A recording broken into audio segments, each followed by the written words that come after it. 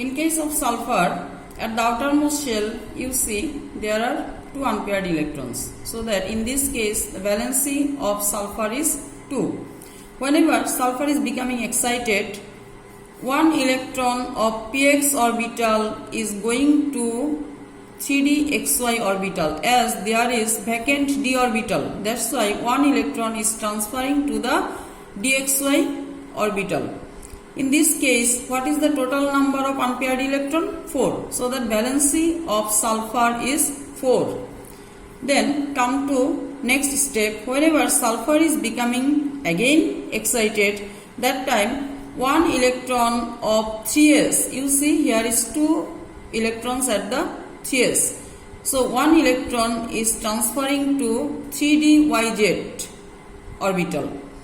As a result of this, total how many electrons are there?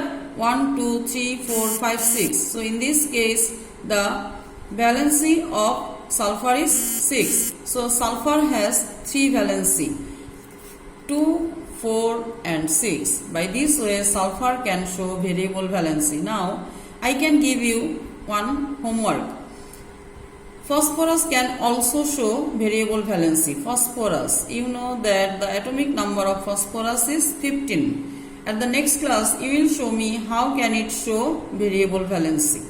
Okay, then to another question.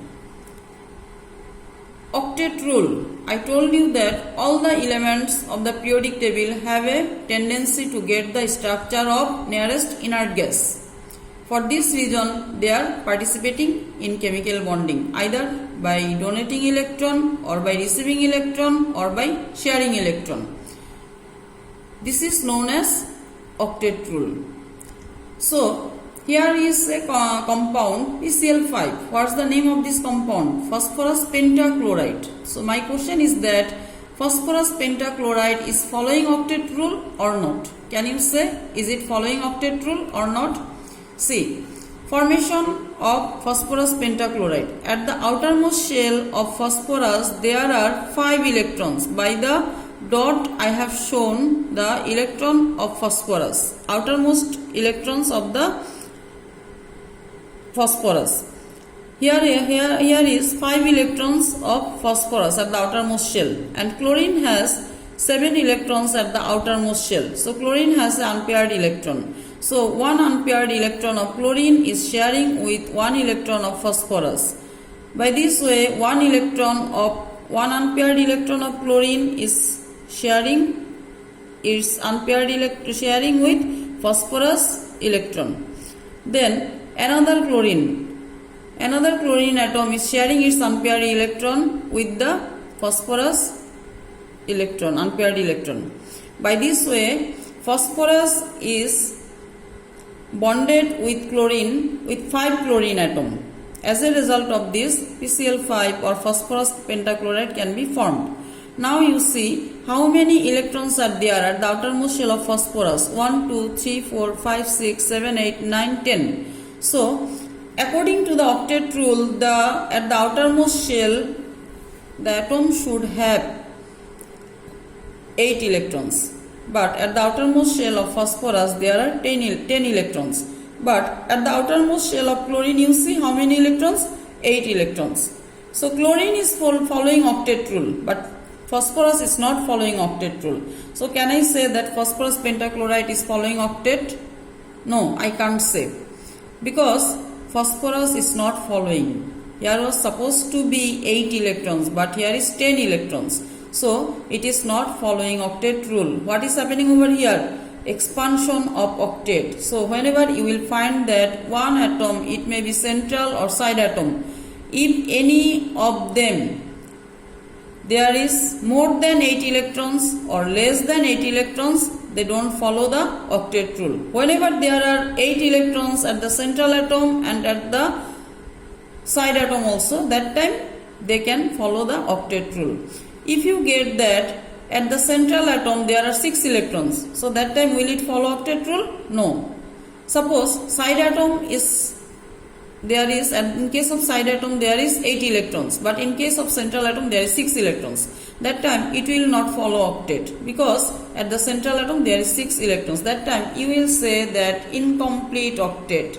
if you find that in any of the atom of central or side there is less than 8 electrons, that time it will be incomplete octet. And if you find that at the central atom and at the side atom both are containing 8 electrons, that time it will follow octet. Is that clear? I can give you one example. Suppose PCl3 phosphorus trichloride, it is following octet rule.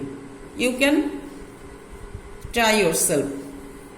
Is it following octet or not? So, two homework already I have given you. Phosphorus, this variable valency, and phosphorus trichloride is following octet or not. These are two homework. Now, come to another one topics. I told you that there are another type of bond named coordinate covalent bond.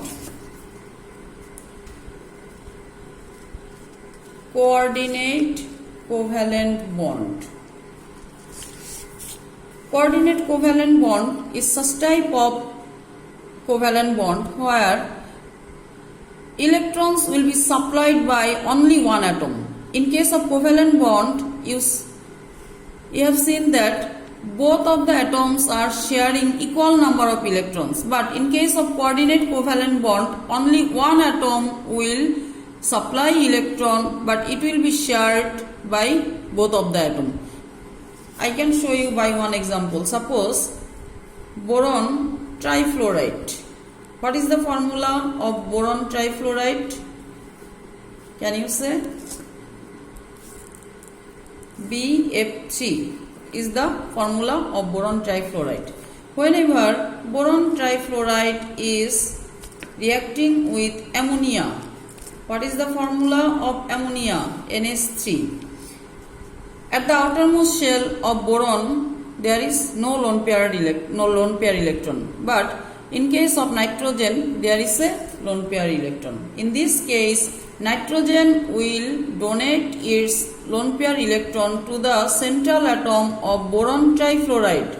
How? You see?